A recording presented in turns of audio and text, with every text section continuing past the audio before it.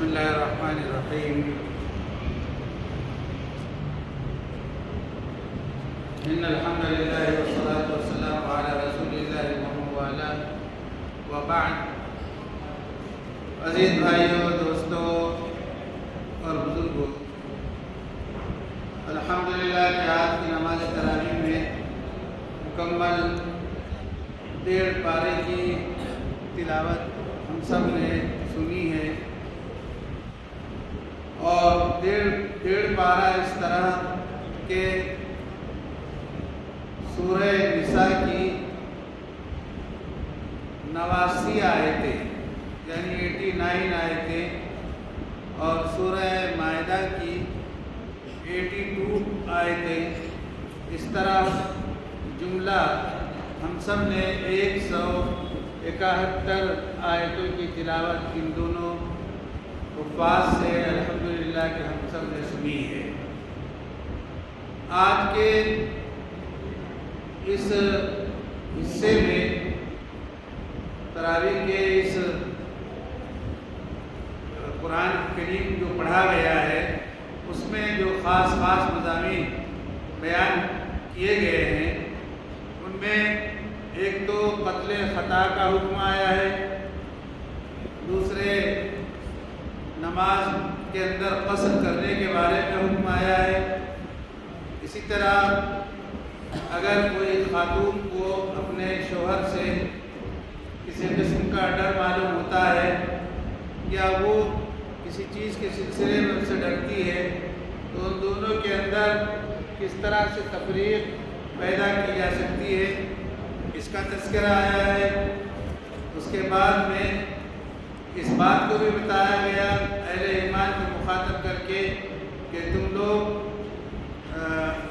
غیر ایمان والوں کو اپنا دوست نہ بناؤ، اس لیے کہ پتہ نہیں وہ کب تمہارے ساتھ میں کچھ ایسا معاملہ کر دے کہ جس سے نہ صرف یہ کہ تمہارے ایمان کو خطرہ ہو بلکہ شاید تمہارے لیے اللہ کی ناراضگی کا بھی سبب بنے۔ اور پھر ایک بات اور یہ بھی بتائی گئی کہ جو انسانوں میں سے ایک طبقہ ہے منافقین کا، تو وہ منافقین ہمیشہ اللہ رب العزت کو دھوکہ دیتے رہے ہیں، اور وہ ہر ممکن یہ کوشش کرتے ہیں اللہ کو دھوکہ دینے میں کے ساتھ ساتھ وہ انسانوں کو بھی دھوکہ دیتے رہے، ان کا بھی تذکرہ کیا گیا ہے۔ اسی طرح اللہ نے اپنے رحم اور کرم کو اور اپنی شفقت اور عنایت کو انسانوں کے تئیں ایسا بیان کیا ہے کہ اللہ کو عذاب دینے کی کیا پڑی کہ تم کو وہ بلا وجہ کے عذاب دے، بلکہ وہ جو کچھ بھی تمہارے لیے طے کرتا ہے وہ تمہارے کیے کا سبب ہوتا ہے اور تمہارے عمل کا گویا بدلہ ہوتا ہے۔ اس کے بعد میں میرے عزیزوں کئی جگہ پر اہل کتاب کا تذکرہ آیا ہے، اور اہل کتاب جب بولا جاتا ہے تو اس میں خاص طور سے یہود اور نصارہ مراد ہوتے ہیں، اس لیے کہ ان دونوں کو بھی آسمانی کتاب دی گئی تھی۔ یہود کو توریت یعنی حضرت موسیٰ علیہ السلام کو توریت دی گئی تھی، جس کے فالوور جو ہے وہ بنی اسرائیل تھے، اور اسی طرح حضرت سیدنا عیسیٰ نبینا علیہ السلام کو انجیل دی گئی تھی، ان کے فالوورز وہ تھے جو نصارہ کہلاتے ہیں۔ تو اس طرح سے اہل کتاب ان دونوں کو شامل ہوتا ہے عام طور پر۔ چنانچہ اس کے بعد پھر اور بھی کئی مسائل ہیں، وضو کی فرضیت کا بیان آیا ہے، اسی طرح جانوروں میں کون سے جانور تمہارے لیے حلال ہیں اس کا تذکرہ آیا ہے، اور اگر کوئی جانور کس طرح سے مر جائے تو وہ تمہارے لیے جائز نہیں ہے اس کا کھانا، اس کا ذکر کیا گیا ہے۔ اسی طرح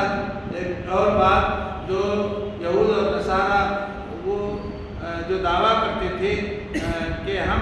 اللہ کے بڑے چہیتے ہیں اور اللہ کے ہم بیٹے ہیں اور اس کے پسندیدہ جو ہے مخلوق ہے، ان کے بارے میں بتایا گیا کہ وہ جھوٹ بولتے ہیں، اللہ نے نہ کوئی بیٹا بنایا اور نہ ہی اللہ کسی کو خود ہو کر پسند کرتا ہے، بلکہ انسان اپنے اعمال کے ذریعے سے اپنے آپ کو ایسا بناتا ہے کہ اللہ رب العزت خود اس کو پسند فرمانے لگتے ہیں۔ پھر اسی طرح ایک وہ واقعہ تذکرہ کیا گیا، اس واقعے کا ذکر کیا گیا کہ اگر قرآن کریم بیان نہ کرتا تو شاید دنیا والوں کو اس کا علم بھی نہ ہوتا، اور وہ حضرت آدم علیہ السلام کے دونوں بیٹوں کا اختلاف ہے، اور جو کچھ ہوا تھا اور جو اس زمین پر انسانی پہلا خون بہا تھا اس کا تذکرہ کیا گیا ہے۔ اسی طرح اگر کوئی انسان کسی انسان کو کوئی زخم پہنچاتا ہے اور کوئی تکلیف دیتا ہے یا اس کو کوئی زخم دیتا ہے تو اس کے بارے میں حکم جو اسلامی قوانین کے تحت کہ اس کا کیسے بدلہ لیا جائے اس کے بارے میں ذکر کیا گیا ہے۔ اس طرح میرے عزیزو چند اور چیزیں ہیں،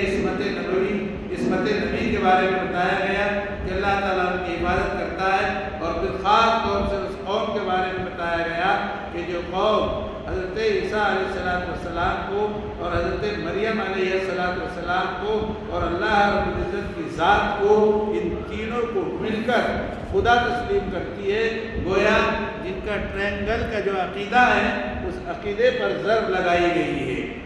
اس طرح سے یہ پورا ایک خلاصہ ہے جو میں نے آپ کے سامنے ذکر کیا ہے۔ تو اب ہم کچھ آیتیں اس میں سے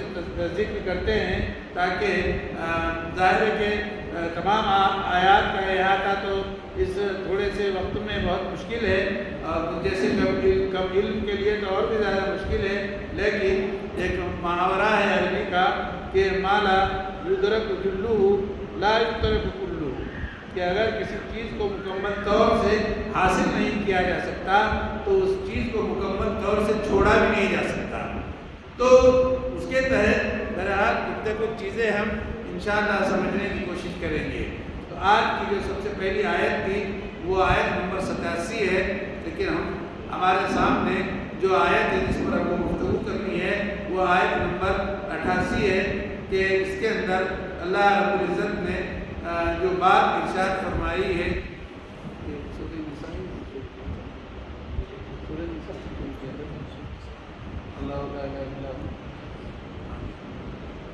تو جو آیت ہمارے پیش نظر ہے وہ یہ ہے کہ یہ جو اللہ کے دشمن منافقین ہیں کہ منافقین یہ چاہتے ہیں کہ دو ٹکڑوں میں، دو دھڑوں میں انسان بٹ جائے، اور تاکہ ان کو زندگی بسر کرنا آسان ہو، تاکہ ادھر جائے تو کچھ کہیں، ادھر جائے تو کچھ کہیں، وَدُّوا لَوْ تَكْفُرُونَ كَمَا كَفَرُوا، تو ان کی خواہش یہ ہوتی ہے کہ یہ لوگ بھی ویسے ہی کفر کا ارتکاب کر بیٹھے جیسے وہ خود کفر کا ارتکاب کر چکے ہیں، تاکہ دونوں بھی فریق وہ ایک جیسے ہو جائیں۔ تو اس لیے فرمایا گیا کہ فَلَا تَتَّخِذُوا مِنْهُمْ أَوْلِيَاءَ، ان میں سے تم کسی کو دوست نہ بنانا اس وقت تک جب تک کہ وہ اپنا دین، اپنا عقیدہ اور اپنا وطن یا معاشرہ چھوڑ کر ہجرت نہ کر جائیں، اللہ کی راہ میں وہ آ نہ جائے، اور اگر وہ اپنے دین سے پھر جاتے ہیں یا پھر وہ اپنے بات پر اٹل رہتے ہیں، یعنی وہ وہاں سے ہٹنے کے لیے تیار نہیں ہوتے، تو پھر ان کو تم جس طرح کی سزا دے سکتے ہو، اگر تمہارا غلبہ ہو تو تم کو اس کا جواز ہے۔ اسی لیے اس کے بعد میرے عزیزو آیت نمبر 91 میں جو بات ارشاد فرمائی گئی ہے، آئیے جو قتل خطا کے سلسلے میں ہے کہ قتل خطا میں جو بات کہی گئی وہ سنتے ہیں کہ وَمَا كَانَ لِمُؤْمِنٍ أَن يَقْتُلَ مُؤْمِنًا إِلَّا خَطَأً، کہ کسی بھی مومن بندے کے لیے یہ بات جائز اور روا نہیں ہے کہ وہ کسی مومن کو قتل کرے، ہاں مگر غلطی سے کوئی قتل ہو سکتا ہے۔ تو قتل خطا کا کیا حکم ہے اسلام کے اندر؟ قتل خطا کی کئی شکلیں ہیں، چنانچہ آج کل کے ایکسیڈنٹ وہ جو ہوتے ہیں وہ قتل خطا کے دائرے میں آتے ہیں، یعنی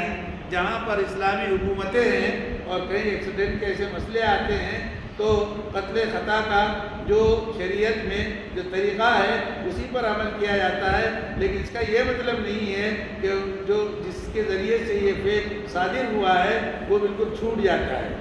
جی نہیں، جب تک کہ وہ شریعت کے ان تمام امور کو انجام نہیں دیتا تب تک کہ وہ مجرم ہی گردانا جاتا ہے۔ چنانچہ قتل خطا کے بارے میں فرمایا گیا کہ وَمَنْ قَتَلَ مُؤْمِنًا خَطَأً فَتَحْرِيرُ رَقَبَةٍ مُؤْمِنَةٍ وَدِيَةٌ مُسَلَّمَةٌ إِلَىٰ أَهْلِهِ۔ تو قتل خطا کی اور بھی شکل ہے کہ مثلاً آپ کسی جانور کا شکار کر رہے تھے، کسی حلال جانور کا شکار کر رہے تھے، اور آپ نے ادھر سے گولی چلائی یا تیر چلایا، اور اسی آن اس تیر کے محاذ میں مقابل میں کوئی شخص آ گیا، تو ظاہر ہے کہ آپ کا قصد اس انسان کو مارنا نہیں تھا بلکہ کسی جانور کا شکار کرنا تھا، لیکن وہ انسان آ گیا، یہ قتل خطا کہلاتا ہے۔ یا یہ کہ غلطی سے کوئی ایسی بات ہو گئی، آپ کا بنیادی طور پر یہ سمجھ لیجیے کہ جس میں کسی کو مارنے کی نیت نہ ہو وہ قتل خطا ہے، خلاصے کے طور پر یہ بات میں نے کہی۔ اس کے بعد پھر اس کی دیت وغیرہ یہ وہ ساری چیزیں بتائی گئی ہے، یہ سب مسائل ہیں، اور مسائل کا تعلق ظاہر ہے کہ فقہ سے ہے، اور فقہ کا باب بڑا وسیع ہے، اس کو مختصر وقت میں اتنا سمیٹا نہیں جا سکتا۔ پھر آیت نمبر 100 ہے، 100ویں جو آیت ہے اس کے اندر نماز کے قصر کرنے کا حکم بیان کیا گیا کہ وَإِذَا ضَرَبْتُمْ فِي الْأَرْضِ، جب تم زمین میں سفر کرنے لگو، اور تو تمہارے لیے کوئی حرج نہیں ہے کہ تم اپنی نماز میں قصر کرو، یعنی 4 کی 2 اور 2 کی 2 اور 3 کی 3، میں تو کہیں 3 کی 1.5 کر ڈالیں گے اور 2 کی 1 کر ڈالیں گے، ایسا نہیں ہے، 4 کی 2 اور 2 کی 2 اور 3 کی 2، ٹھیک ہے۔ ان خفتم ان یفتنکم الذین کفروا ان الکافرین کانوا لکم عدوا مبینا۔ تو جب پھر اس کے اندر جنگ کے عالم میں جو نماز کا طریقہ کار ہے، اللہ رب العزت نے اپنے رسول کو وہ طریقہ بھی سجھا دیا اور بتا دیا کہ جب محاذ جنگ پر ہو تو ایک جماعت وہ آپ کے ساتھ ایک رکعت پڑھے، پھر اپنے ہتھیاروں کو وہ لے اٹھا لے، اور پھر وہ سجدے کے بعد میں واپس چلی جائے، اور پھر دوسری جماعت آئے اور وہ پھر ایک رکعت آپ کے ساتھ مکمل کرے، اس طرح سے پھر وہ آئے پہلی والی اور وہ دوسری رکعت مکمل کرے، پھر وہ جائے اور پھر دوسری والی ہے، اس طرح سے گویا۔ تو یہ ایک طریقہ کار ہے اسلام کا۔ اگر واقعتاً اس طرح کے کوئی حالات ہوں تو حفاظت کی خاطر نماز کو اس طرح سے پڑھنے کا جواز ہے، اور قرآن کریم میں اس کا حکم آیا ہے۔ اس کے بعد میرے عزیزو، آیت نمبر 113 میں جو بات ارشاد فرمائی گئی، ہم اور آپ بہت سارے لوگ اس طرح سے مجلس لے کر بیٹھتے ہیں، اور اس مجلس میں کچھ گفتگو ہوتی ہے، تو اب وہ گفتگو جس انداز کی ہوتی ہے تو کیسی گفتگو ہونی چاہیے، اس کے بارے میں یہ حکم ہے کہ لا خیر فی کثیر من نجواہم الا من امر بصدقۃ او معروف او اصلاح بین الناس ومن یفعل ذلک ابتغاء مرضات اللہ فسوف نؤتیہ اجرا عظیما۔ کہ کچھ لوگ بیٹھے ہوئے ہوں اور وہ ان کے اندر سرگوشی ہو رہی ہو یا کوئی مشورہ وہ کر رہے ہوں، تو ان کا مشورہ یہ ان باتوں پر ہونا چاہیے جو باتیں قرآن کریم نے بیان کی ہیں، یا تو اس کے اندر کہیں کوئی شخص کسی کو صدقہ اور خیرات کرنے کا حکم دے رہا ہو، یا اس کی تفہیم کر رہا ہو، یا پھر کسی نیکی کے بارے میں بتا رہا ہو، یا سماج کے اندر لوگوں کے درمیان میں اصلاح کی کوئی بات کہہ رہا ہو، تو یہ 3 چیزیں ہیں، اس کے متعلق مشورہ وہ درست مشورہ ہے۔ اور اگر اس سے ہٹ کر کوئی غیبت ہے، چغلی ہے، کسی کے خلاف محاذ بنانا ہے، یا کسی کو نقصان پہنچانا ہے یا زد پہنچانا ہے، تو یہ مشورہ درست نہیں ہے۔ اسلام میں اس طرح کے مشورے کی کوئی الا یہ کہ اسلام کے مخالفین کے سلسلے میں اگر کوئی لاہ عمل تیار کرنا ہے تو وہ بات الگ ہے۔ اس کے بعد میں فرمایا کہ جو کوئی شخص یعنی جب ہدایت اس کے پاس میں آ گئی اور راستہ اس کو مل گیا، اور اس کے بعد پھر وہ اللہ کے رسول صلی اللہ علیہ وسلم سے اختلاف کرے یا ان سے جھگڑا کر لے، یعنی ان کی باتوں کو نہ مانے، نہ تسلیم کرے، تو وَيَتَّبِعْ غَيْرَ سَبِيلِ الْمُؤْمِنِينَ، اور مسلمانوں کے مومنین کے علاوہ کسی اور راہ کی پیروی کر لے، تو پھر ہم کیا کریں گے؟ نُوَلِّهِ مَا تَوَلَّى، جس سمت میں وہ گیا ہے اسی سمت میں اس کا رخ کر دیں گے۔ تو خود ادھر جانا چاہتا ہے تو اب تو چلا جائے، نُوَلِّهِ مَا تَوَلَّى، اور اسی میں بس نہیں، وَنُصْلِهِ جَهَنَّمَ، ہم اس کو جھونک دیں گے جہنم کے اندر، وَسَاءَتْ مَصِيرًا، اور یہ ٹھکانہ تو نہایت ہی بدترین ٹھکانہ ہے۔ اللہ ہم سب کی حفاظت فرمائے۔ اس کے بعد میں فرمایا کہ بہت بڑا گناہ، جو سب سے بڑا گناہ ہے، اس سے بڑا اور کوئی گناہ نہیں ہو سکتا، کہ اللہ نے فرمایا إِنَّ اللَّهَ لَا يَغْفِرُ أَن يُشْرَكَ بِهِ، اللہ رب العزت اپنی ذات کے ساتھ کسی کو شریک ٹھہرانے کو قطعی پسند نہیں کرتے اور نہ معاف کرتے، الا یہ کہ وہ توبہ کر لے اور دوبارہ وہ غلطی نہ کرے، تو توبہ ہی سے وہ شرک معاف ہو سکتا ہے۔ یہ سب سے بڑا گناہ ہے۔ وَيَغْفِرُ مَا دُونَ ذَلِكَ لِمَن يَشَاءُ، شرک یعنی کرتے ہوئے انسان لاکھ توبہ چاہے اور لاکھ اللہ کی طرف انابت کرے تو اس کی انابت اور اس کی توجہ اور اس کا رجوع اللہ کی جانب درست نہیں ہوگا، کیونکہ اس کا قبلہ ہی غلط ہے، اس لیے کہ اس نے اللہ کی ذات کے ساتھ کسی اور کو شریک ٹھہرایا ہے، تو اللہ کو قطعی یہ پسند نہیں ہے۔ وَمَن يُشْرِكْ بِاللَّهِ، جو بھی اللہ کے ساتھ کسی کو شریک ٹھہرائے گا فَقَدْ ضَلَّ ضَلَالًا بَعِيدًا، وہ بہت زیادہ گمراہ ہو چکا ہے اور گمراہی کے راہ پہ بہت دور جا چکا ہے۔ اس کے بعد میں یہ جو لوگ ہیں مشرکین یا کافرین، ان کے جو عقائد ہیں، جو وہ کام کرتے ہیں، يَدْعُونَ مِن دُونِهِ إِلَّا إِنَاثًا، کہ انہوں نے اپنے دیوی اور دیوتاؤں کے نام بھی وہ جو ہے فیمیل پر رکھے ہیں، اور بہت سارے نام ایسے آپ کو ملیں گے اور انہی کو وہ پکارتے ہیں۔ وَإِن يَدْعُونَ إِلَّا شَيْطَانًا مَرِيدًا، حالانکہ وہ اس کو نہیں پکارتے بلکہ وہ پکار رہے ہوتے ہیں ایسے شیطان کو جو کہ جس شیطان نے ان کو اس طرف راہ سجھائی ہے۔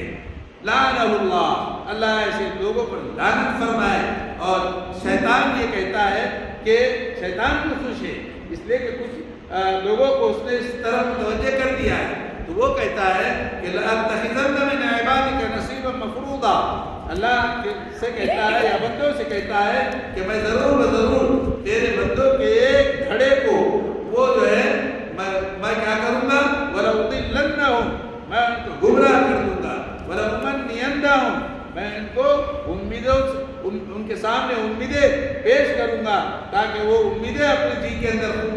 ساری پال لیں، وَلَآمُرَنَّهُمْ، اور ان کو آرڈر کرتا رہوں گا، ان کو ابھارتا رہوں گا، اکساتا رہوں گا، کیا کہا کس بات پر، فَلْيُبَتِّكُنَّ آذَانَ الْأَنْعَامِ، تاکہ وہ اپنے جانوروں کے کانوں کو کاٹ لے۔ تو یہ عقیدہ ان کے پاس یہ تھا کہ جب جانور چھوٹے ہوتے تھے یا بڑے بھی ہوتے تھے تو وہ ان جانوروں کے کانوں کو کترتے تھے اور ان کو دیوی اور دیوتاؤں کے نام پر چھوڑ دیتے تھے، یہ ان کا عقیدہ تھا۔ تو میں ایسا کرنے پر ان کو اکساؤں گا، وَلَآمُرَنَّهُمْ، اور ان کو میں حکم کرتا ہی رہوں گا، فَلَيُغَيِّرُنَّ خَلْقَ اللَّهِ، اور ان کو یہ بھی بتاتا رہوں گا کہ اللہ کی مخلوق میں، اللہ کی خلقت میں کس طرح سے تم تبدیلی کرتے رہو۔ آپ نے دیکھا ہوگا آج کے پیریڈ میں بہت سے لوگ اپنے چہرے کو، اپنے جسم کو، اپنے بناوٹ کو، اس کے اندر کچھ نہ کچھ جو ہے تبدیلیاں لے کر آتے ہیں، جیسے گوندنا بنانا، یہ سب بھی اللہ کی تخلیق میں گویا سے ایک طرح سے تبدیلی ہے، یا چہرے کے اندر جو ہے کچھ ایسی حیت بنانا اور ایسی شکلیں پیدا کرنا کہ جس سے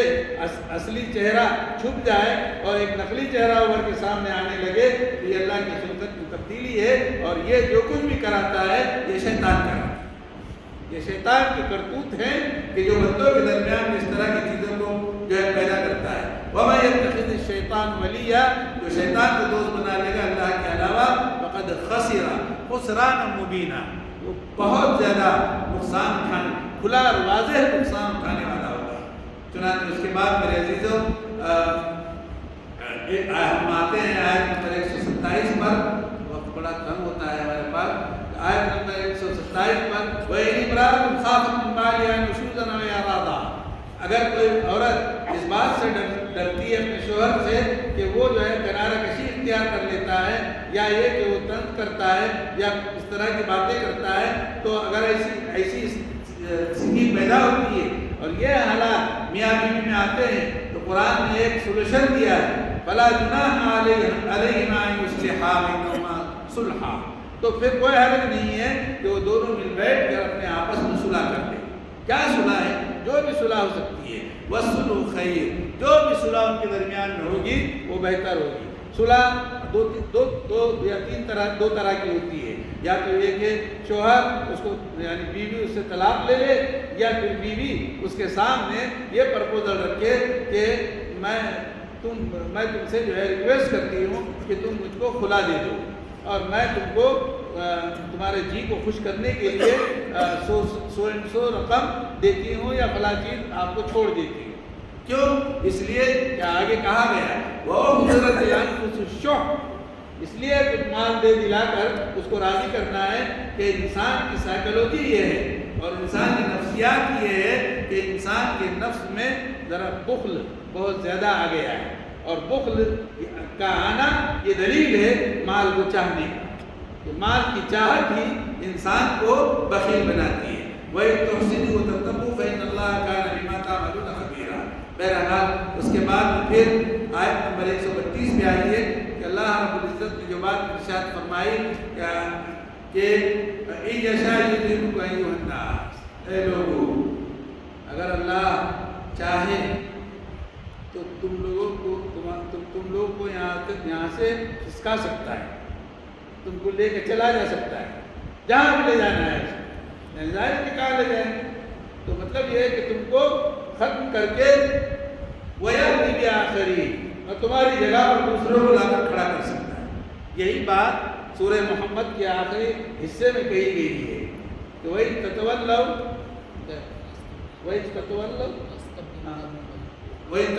يَسْتَبْدِلْ قَوْمًا غَيْرَكُمْ ثُمَّ لَا يَكُونُوا أَمْثَالَكُمْ، اگر تم رخ پھیر لو گے اور صحیح راہ سے کٹ جاؤ گے اور جو دعوت کا کام ہے اس سے پھر جاؤ گے اور اپنے جو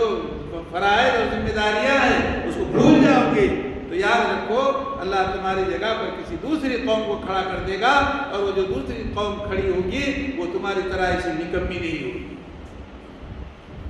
ثم لا يكونوا أمثالكم، تو اس طرح سے اللہ رب العزت کی سنت ہے اور وہ یہ سب کرنے پر قادر ہے۔ اس کے بعد میرے دوستو جو بات میں نے پہلے کہی دی تھی کہ آیت نمبر 138 میں اللہ تعالیٰ نے منع فرمایا ہے انسانوں کو کہ مومنین کو کہ الذین یتخذون الکافرین اولیاء، جو غیر مسلموں کو اپنا دوست بناتے ہیں مسلمانوں کے علاوہ، ایبتغون عندہم العزہ، دوست کیوں بناتے ہیں؟ کیا ان کے ساتھ میں وہ ان کے پاس میں وہ اپنی عزت اور نام اور نمود اور شہرت چاہتے ہیں؟ کیا اس لیے بناتے ہیں؟ تو سن لو کہ فَإِنَّ الْعِزَّةَ لِلَّهِ جَمِيعًا، کسی کو عزت ملنے والی نہیں ہے، عزت اگر کا کوئی حقدار ہے تو وہ تمام عزتیں وہ سب اللہ کے لیے روا ہے۔ تو پھر وَقَدْ نَزَّلَ عَلَيْكُمْ فِي الْكِتَابِ، اس کے بعد میں اور اس کے تعلق سے باتیں کہی گئی ہے، ہم اور آگے چلتے ہیں کہ ان المنافقین یخادعون اللہ، آیت نمبر 139 میں جو بات ارشاد فرمائی گئی کہ منافقین وہ جو ہے اللہ کو دھوکہ دیتے ہیں، وہ وخادعون، حالانکہ اللہ ان کو دھوکہ دے رہا ہے، وہ سمجھ رہے ہیں کہ وہ اللہ کو دھوکہ دے رہے ہیں جی۔ وَإِذَا قَامُوا إِلَى الصَّلَاةِ، یہ منافقین کی علامت ہے، اپنا جائزہ لیتے رہنا چاہیے کہ کہیں ہم اس جماعت میں تو شریک نہیں ہو رہے ہیں، کیوں کہ جو آیت آ رہی ہے وہ کہہ رہی ہے، سنیے کہ جب وہ نماز کے لیے کھڑے ہوتے ہیں یا جاتے ہیں یا چلتے، قاموا کسالی، بہت جان پہ آئے سر کا چلتے ہیں، بہت سست روی کے ساتھ، یراؤن الناس، اور لوگوں کو جو ہے دکھلاتے بھی ہیں کہ نماز کو جا رہے ہیں، ولا یذکرون اللہ الا قلیلا، بھئی نماز میں تو اللہ کا ذکر اور یاد ہونی چاہیے نا، لیکن بس نومینل یہ چیزوں کو کرتے ہیں، بس تھوڑا ہی سا ذکر کرتے ہیں، مذبذبین بین ذالک، نہ ڈھنگ سے نماز میں دھیان، نہ ڈھنگ سے دنیا داری کی طرف دل، ادھر بھی کچھ آدھے ادھر بھی کچھ آدھے، ادھر بھی اٹکے ہوئے ادھر بھی لٹکے ہوئے،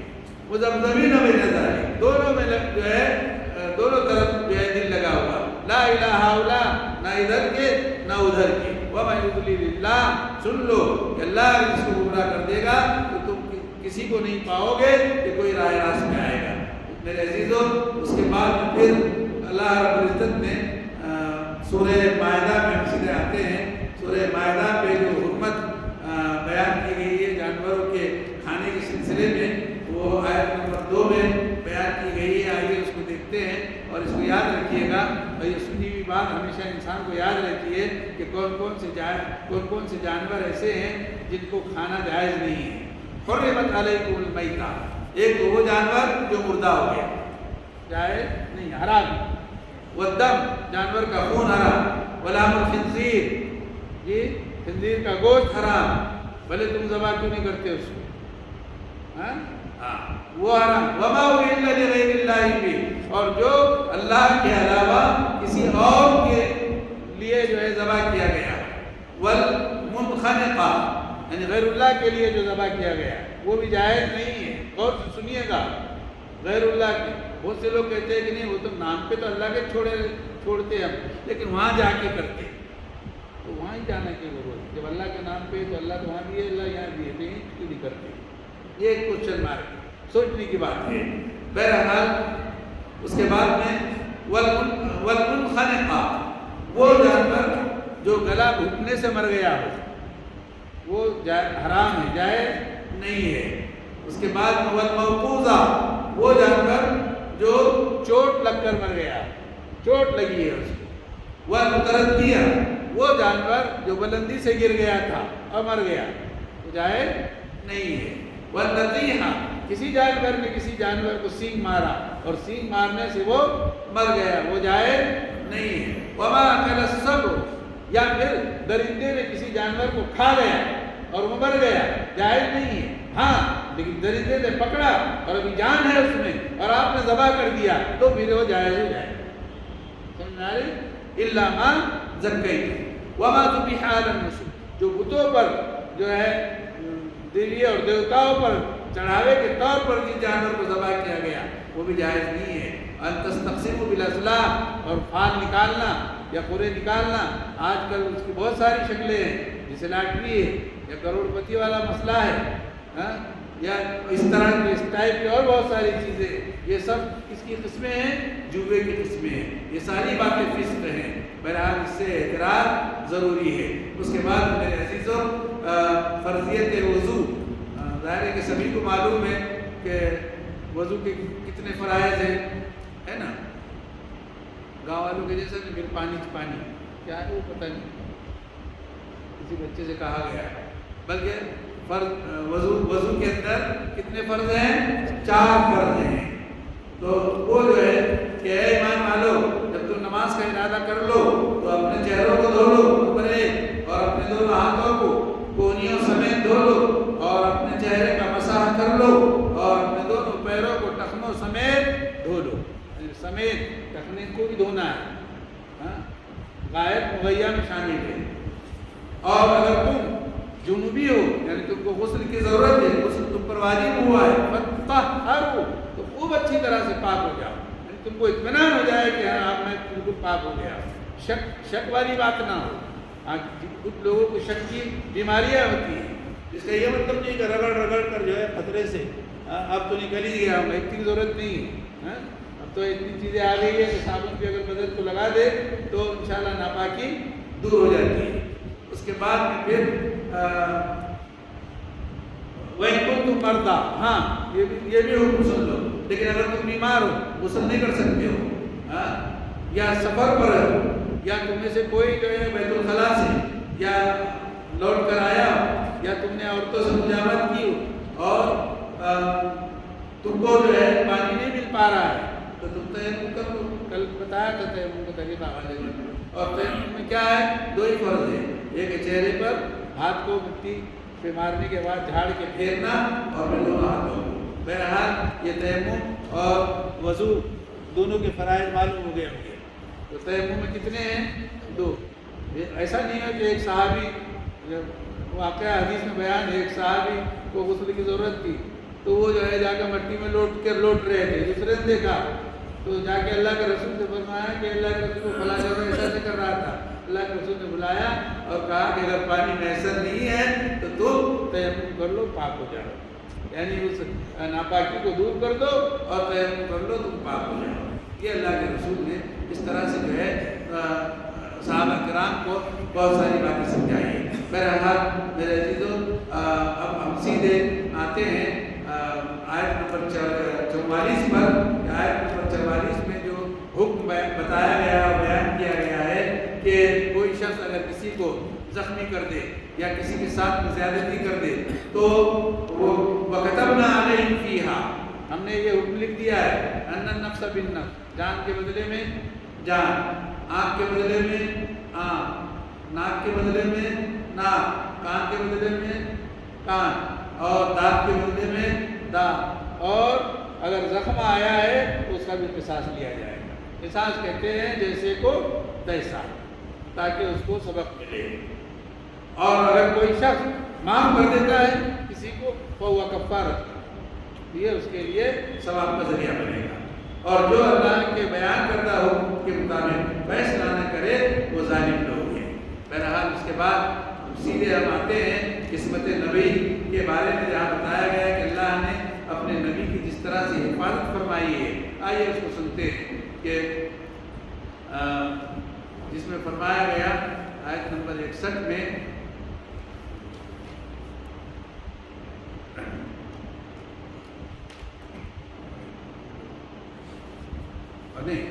اس سے پہلے ایک آیت کو سنتے ہیں، وہ 66ویں آیت ہے، لیکن وہ ترا کثیرا منهم یسارعون فی الاثم والعدوان واکلهم السحت لبئس ما كانوا یعملون۔ تم بہت سے لوگوں کو دیکھو گے کہ وہ لوگ گناہ کرنے میں بہت مقابلہ آرائی کرتے ہیں، اور ظلم اور زیادتی کرنے میں ان کے اندر مقابلہ ہوتا ہے، اور سود کے کھانے میں وہ بہت برا عمل کرتے ہیں۔ تو پھر اگر یہ معاشرے میں چیزیں پیدا ہو جائیں تو پھر کن لوگوں کا فرض بنتا ہے؟ لولا ينهاهم الربانيون والاحبار عن قولهم الاثم واكلهم السحت لبئس ما كانوا يصنعون۔ تو جو اللہ والے،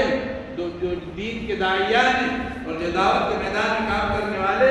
اللہ نے جن کو علم سے نوازا ہے، ان کا یہ فریضہ بنتا ہے، اور علماء کا فریضہ یہ بنتا ہے کہ وہ گناہوں کے کہنے سے لوگوں کو باز رکھے اور سود کے کھانے سے ان کو بچائے رکھے۔ اور اگر نہیں کرو گے یا وہ کرتے رہیں گے، وہ کر رہے ہوں گے تو بہت برا عمل کر رہے ہوں گے، اور یہ روکنے والے اپنا کام اگر انجام نہیں دے رہے ہوں گے تو یہ بھی برا کام کا ارتکاب کرنے والے بنے گے۔ اس کے بعد میرے دوستوں سیدھے آتے ہیں ہم آیت نمبر 66 پر، کہ جس میں فرمایا کہ اے رسول محمد صلی اللہ علیہ وسلم بلغ ما انزل الیک، جو کچھ آپ پر اتارا گیا وہ سب کچھ لوگوں تک پہنچا دیجیے۔ اور چنانچہ اللہ کے رسول نے پہنچا دیا۔ میدان عرفات میں آپ نے اللہ کو گواہ بنایا کہ اللہ حل بلغت، کیا ہے اللہ میں نے پہنچا دیا؟ اللہم اشہد اللہم اشہد اللہم اشہد۔ جی، اور صحابہ کرام نے بھی جواب دیا کہ قد بلغت وادیت الامانہ، کہ آپ نے پہنچا دیا، امانت بھی آپ نے سونپ دی۔ تو وَإِن لَمْ تَفْعَلْ، اگر اے رسول تم یہ کام، تم اپنا فریضہ اگر انجام نہیں دو گے، فَمَا بَلَّغْتَ رِسَالَتَهُ، تو پھر تم اللہ کے پیغام کو پہنچانے والے نہیں بنو گے۔ وَاللَّهُ يَعْصِمُكَ مِنَ النَّاسِ، اور اللہ تمہاری لوگوں سے حفاظت ہر طرح سے کرتا رہے گا۔ اللہ کی حفاظت میں چلا جاتا ہے نبی۔ ان اللہ لا يهدي القوم الكافرین، اللہ تعالیٰ کبھی بھی جو ہے کافرین کو ہدایت نہیں دیتے۔ اس کے بعد 72ویں آیت پر آئیے کہ جس میں ان کا عقیدہ ہے نصارہ کا، کہ نصارہ نے جو کہا تھا کہ وہ تقریباً کفر کرنے والے لوگ ہیں، کہ جنہوں نے یہ کہا کہ ان اللہ ثالث ثلاثہ، کہ اللہ جو ہے وہ ٹرائنگل میں کا ایک ہے، یعنی تین میں کا ایک ہے، وہ تین مل کر خدا ہے، اللہ ہے۔ وما من الہ الا الہ واحد، حالانکہ معبود صرف ایک ہے۔ وَإِن لَمْ يَنْتَهُوا، جی اگر اس طرح سے باز نہیں آئیں گے جو وہ کہہ رہے ہیں تو کیا ہوگا؟ لَيَمَسَّنَّ الَّذِينَ كَفَرُوا مِنْهُمْ عَذَابٌ أَلِيمٌ، جو لوگ اس طرح کفریہ باتیں کر رہے ہیں ان کو دردناک عذاب جو ہے پہنچے گا، اور وہ دردناک عذاب کو مستحق ہوں گے۔ بہرحال اس کے بعد پھر حضرت عیسیٰ ابن مریم کا تذکرہ آیا ہے، اور ان کے تعلق سے بہت ساری باتیں آئی ہیں۔ پھر ہم کبھی انشاءاللہ آگے سورہ مریم میں واقعات آئیں گے، وہاں ذکر کریں گے۔ آج کی جو آخری آیت ہے کہ لَتَجِدَنَّ أَشَدَّ النَّاسِ عَدَاوَةً لِلَّذِينَ آمَنُوا الْيَهُودَ، کہ اے محمد صلی اللہ علیہ وسلم آپ لوگوں میں سب سے زیادہ شدید عداوت کے اعتبار سے ان لوگوں کو پائیں گے کہ مومنین کے سلسلے میں یہود کو پائیں گے کہ وہ سخت ترین جو ہے دشمن ہوں گے مومنین کے، اور وہ لوگ بھی ہوں گے جو شرک کا ارتکاب کرتے ہیں، وہ بھی مومنین کے دشمن ہوتے ہیں۔ وَلَتَجِدَنَّ أَقْرَبَهُم مَّوَدَّةً لِّلَّذِينَ آمَنُوا الَّذِينَ قَالُوا إِنَّا نَصَارَىٰ، ہاں یہود کے مقابلے میں جو مومنین سے کچھ محبت اور تعلق کے اعتبار سے اگر کچھ قریب ہوں گے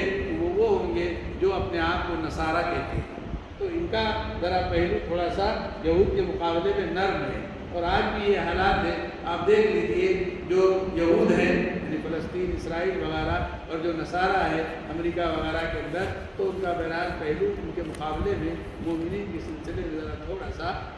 ہلکا ہے. تو ظاہر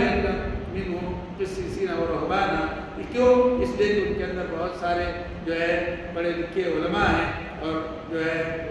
جانکار لوگ ہیں، وَأَنَّهُمْ لَا يَسْتَكْبِرُونَ، اور ان کے مزاج میں یہ ہے جو کبر اور غرور کے ارتکاب نہیں کرتے. بس آج ہم یہیں پر رکتے ہیں اور اللہ سے دعا کرتے ہیں کہ اللہ تعالیٰ ہم تمام کو قرآن کریم کے پڑھنے، سمجھنے، احکامات کو جاننے، اس پر عمل کرنے اور اس کے پیغام کو عام کرنے